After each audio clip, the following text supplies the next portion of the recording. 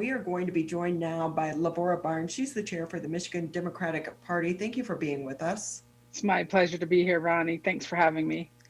If we could take a moment and if I could get your thoughts on the events that unfolded in DC on January 6th, what were you thinking when you were seeing those images? Yeah, Ronnie, I was watching, as many people were. We had been through so much to get to that moment where Congress was going to count those votes that we had carefully counted and certified all over the country. And I have to say, I used the word stunned over and over again, and it's just, I was without words as I watched those folks take over the U.S. Capitol, as I watched folks march through our U.S. Capitol carrying that Confederate flag.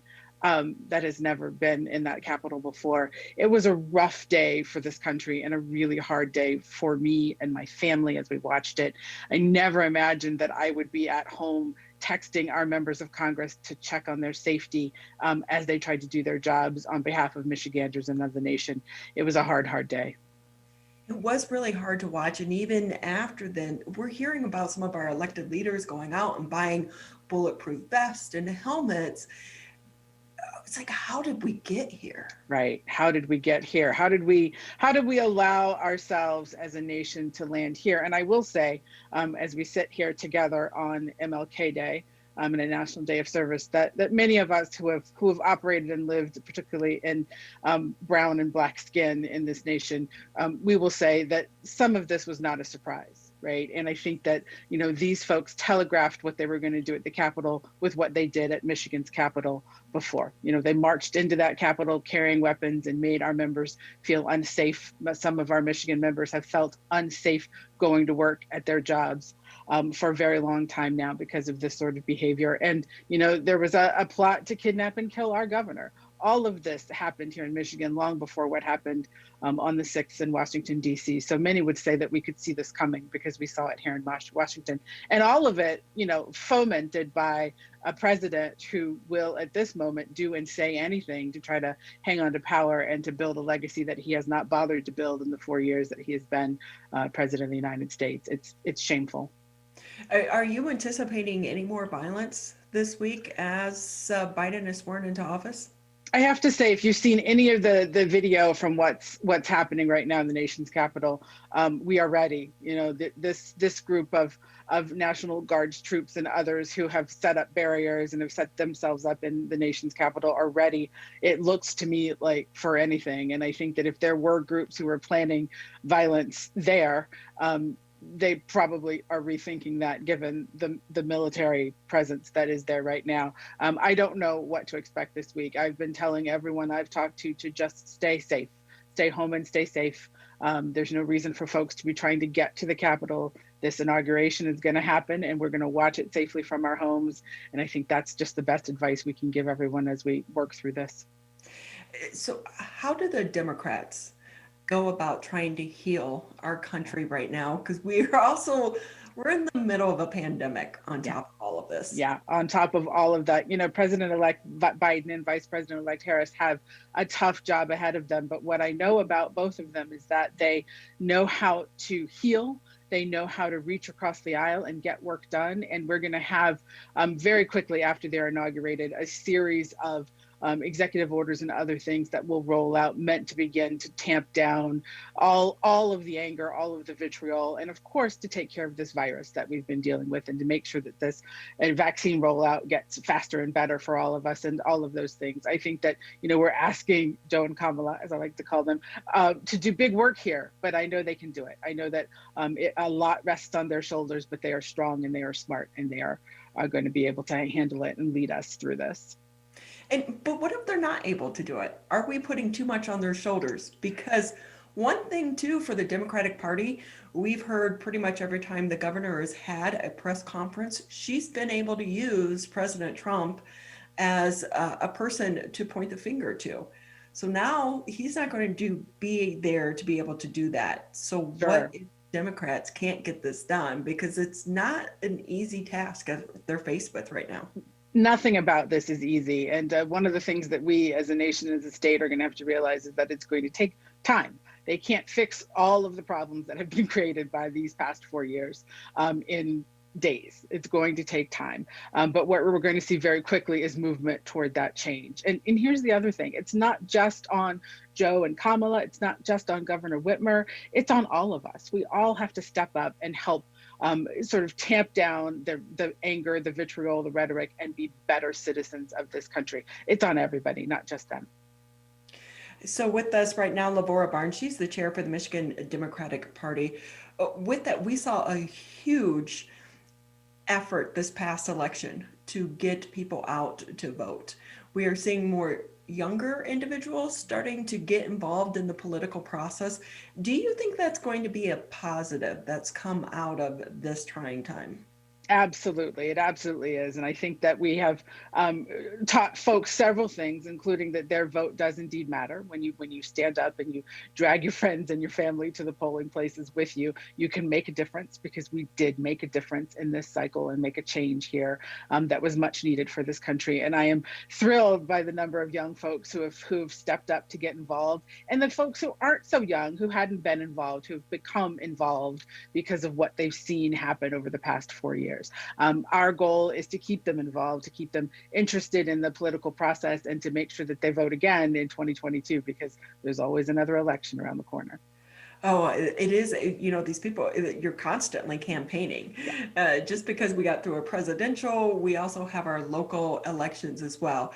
During the crisis and the COVID-19 crisis, I do think it started to shine a light on how important our local elections are, because the people we're putting into these seats to represent us, they have a big job.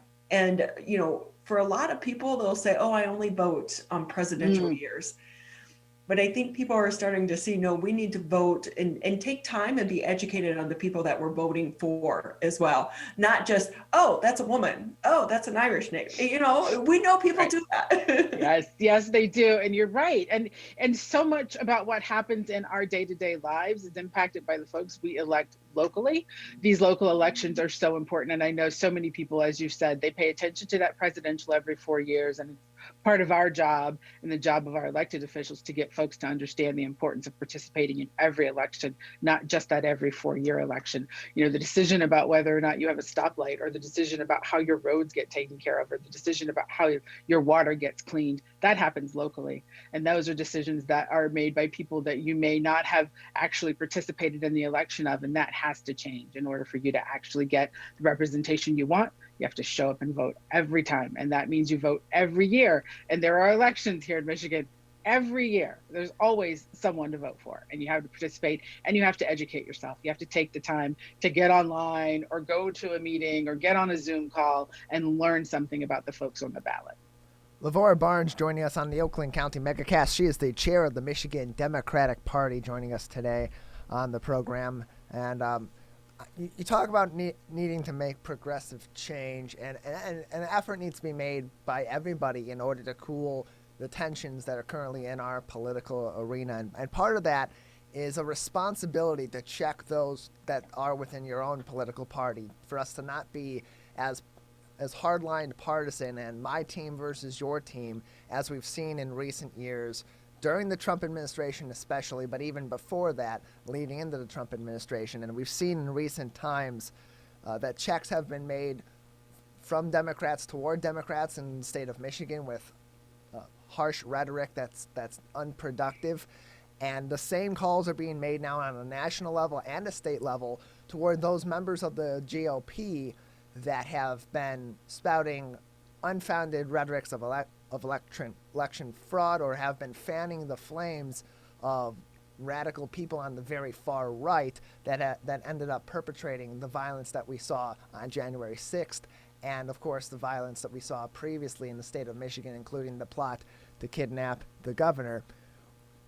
What needs to happen in these political parties in order to be able to continue to bring forward the policies and the ideas that are supported by those that support your party, but also have the courage to be able to check those within your party when they are doing wrong, or when they are being unproductive, or when they are being divisive?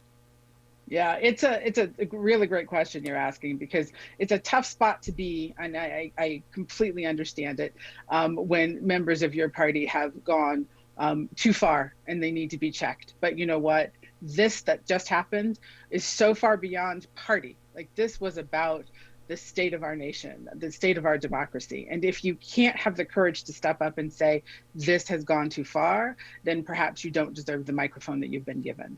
I think that what we need to do as parties on both sides is adhere to the truth. That seems like the bare minimum. It seems like if you're an average citizen, that seems pretty simple, to ask people to just adhere to the truth. But we have seen over the past 4 years, and particularly in these last few months, that the truth is not necessarily something that folks on the other side actually care about. They will say just about anything in order to make their point and get their point across, to try to win or to try to steal victory from the jaws of defeat. And what we all need to be doing is speaking the truth. And I think the truth will get us a long way in getting into a better place from both sides of the political spectrum. Taking the perspective of somebody that is a Republican supporter, they're seeing on a national level now that the executive branch is going to be held by the Democratic Party.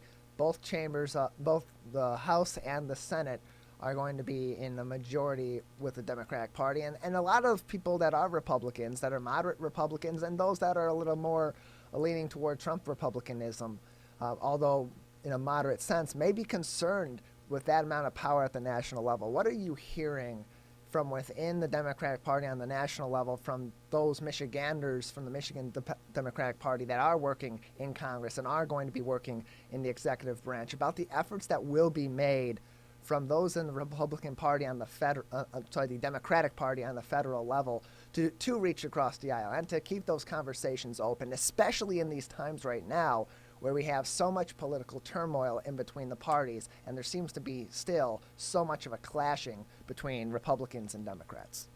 Yeah, if you know anything about our members of Congress, if you've seen them work, you know that they are quite skilled at reaching across the aisle and working with folks from the other party and with independents to get work done. They've had to in the minority, they've done it in the majority, and they will continue to do that. What they won't do, however, is work with folks on so far on the right of the spectrum that they have divorced themselves from reality and truth. They're not going to go there, but they will absolutely be able to and continue to work with folks who are smart and moderate and looking for actual work to get done in Congress, who actually have goals of making this country better for everyone, not just people in red states, but people in all states. Those are the people our folks will be working with, and I know that they will continue to reach across the aisle to get good policy moved forward with those folks.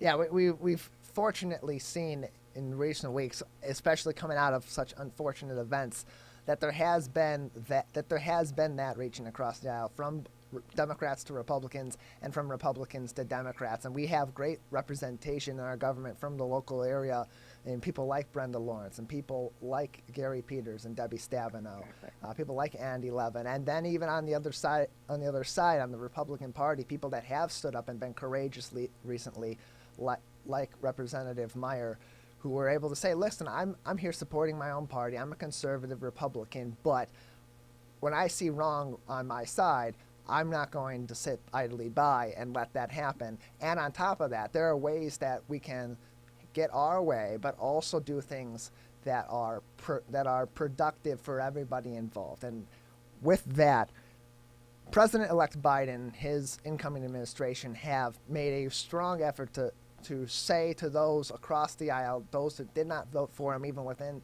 his own party and certainly those on the other side of the aisle, that he is going to be a president for everybody, whether you voted for him or whether you didn't. Yeah. Those efforts are a lot easier said than done. It's something that many administrations have come in and promised, and then there seems to be a divide after that happens. It's something that is both facilitated by Democratic policy versus Republican policy, and Republican policy versus Democratic policy, but it also comes down to a matter of the person in office. Why is Joe Biden, in your opinion, and why is Kamala Harris in the vice presidency, in your opinion, why are they the right people at this time to maybe actually accomplish that, being the president and being a voice and being someone that's willing to listen to ideas and to policies that maybe don't fit their own political mindset?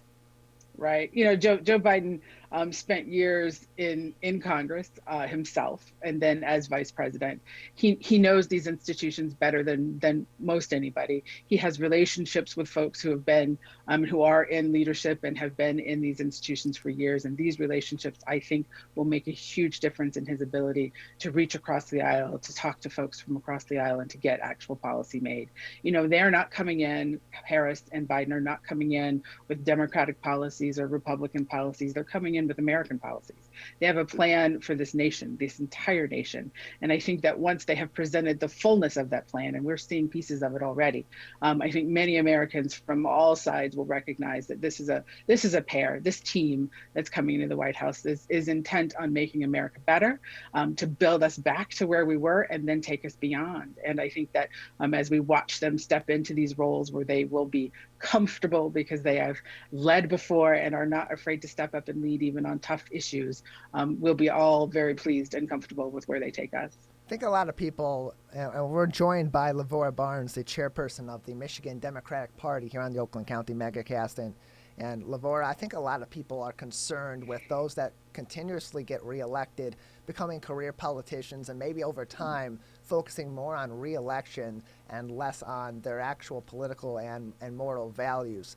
That also, I think that also ultimately comes back to why people get into politics and how people are inspired to get into the political arena. We've seen, and you and Ronnie spoke about this earlier on, we were talking about the turnout in this year's presidential election, that a lot of younger people are getting involved. A lot of people that have been on the sidelines previously or say, I'll vote when I have a candidate on the ballot that I really like, or I'll vote on when there's an issue on the ballot that I'm really passionate about, or I'll vote in a presidential election, that are now getting involved in times of turmoil, in times of my issue is on the ballot, or my issue isn't on the ballot, my candidate's on the ballot, or my candidate isn't on the ballot, and just overall engulfing themselves in the political arena to enact change. What is the Michigan Democratic Party doing on a local level, on a state level, and on a national level to help foster those new people coming into the political arena, those younger people coming into the political arena,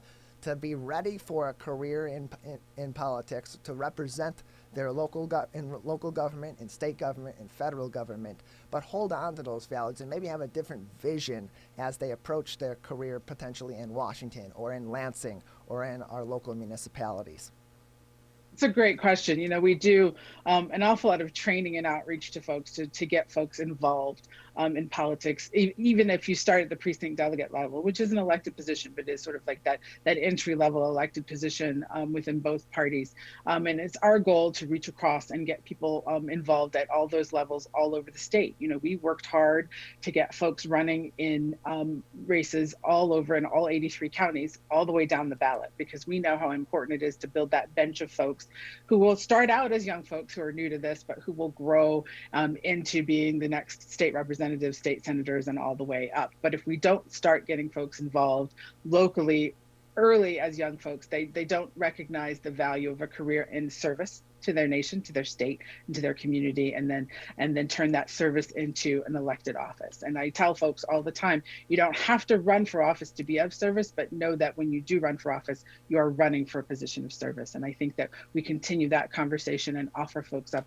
as much training as we can possibly get and as much exposure as we can give them, not only to what offices are available and open, but to the folks who currently hold those offices, to talk about what that job is and what it entails and how important it is to that community and how important it is to have young folks involved, not only in voting for those positions, but also running for those positions all over the state.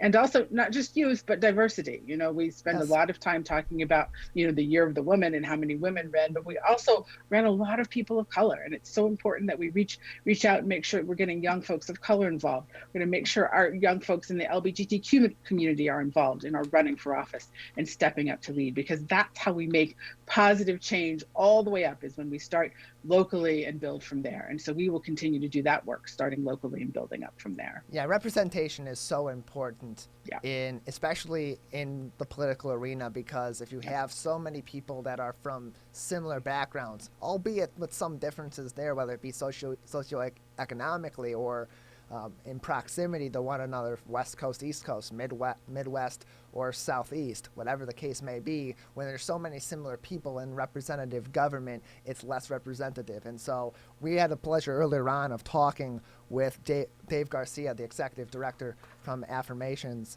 in the local area that does a lot of great work with the LGBTQ community and the AF community. And with that, as you talk about representation as the Democratic Party and as other parties try to foster that next generation of representatives, what is the Michigan Democratic Party doing to look for people that are from diverse backgrounds and encourage them or help them grow into the ability to not only run for office, but get into office, and then on top of that, more importantly than just getting into office, those that do get into office, helping them promote policies that are beneficial to a wide range of diverse people that make up the state of Michigan, our local municipalities, and of course, our entire U.S. population?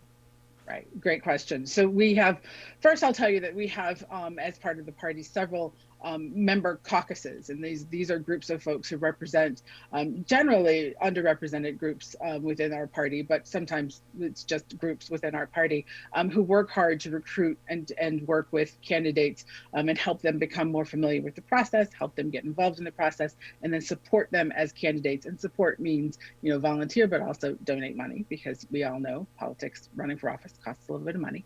And so we have these caucuses that have grown within our party and continue to grow, and we will continue to grow those caucuses. And I will also point to, we had an organization called Organizing Core 2020, which was designed to recruit young folks from those communities that are underserved, from Black and Brown communities, from the LGBTQ community, to teach them a little bit about what it means to be a campaign staffer. These were paid internships that turned into paid jobs on our 2020 campaign. And this was a great entry for folks into political organizing and political work that allowed them to do it and get paid. Because, so many of these internships that are unpaid are unfair. And who can afford to take an internship when they can't get any money? Everybody needs a little bit of payment. So we were thrilled to be able to partner with the DNC to actually pay folks for these internships, to learn a little bit about the process, to learn how to be organizers. And then once they finish their college year, hire them onto our campaign as part of that large group of organizers we had working here in Michigan this cycle. We'd love to replicate that again for the 2022 cycle. It's a terrific way to get young folks involved and get them that first taste of political organizing, and let them figure out whether or not this is a career they'd like to have and continue to be a part of, or whether or not it's not for them. And for some folks it's not for them, and for other folks the bug bites them and they want to do this work forever. On a policy issue, you mentioned coming with internships that are fair and do pay, that are worth both people's while and experience, but also in pay. There's been a lot of talk recently about one of Joe Biden's intentions coming into office, which is to raise the federal minimum wage to $15 an hour. Those on the other side of the aisle argue that is going to lead to greater inflation, prices of products being raised, while on the Democratic side, the argument being made is that this brings a method of payment. This brings an amount of payment to people that are working these jobs that makes life more affordable.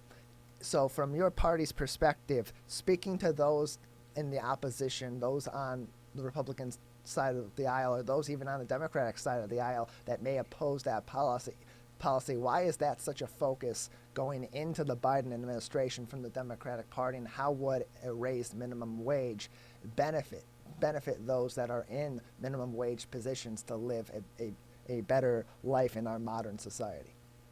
Yeah, we've been part of the fight for $15 minimum wage for a long time now, and I will tell you that every time there's been a push to raise the minimum wage, we hear the same set of complaints and warnings from the opposition, which is that we will increase prices, you won't be able to afford goods and services.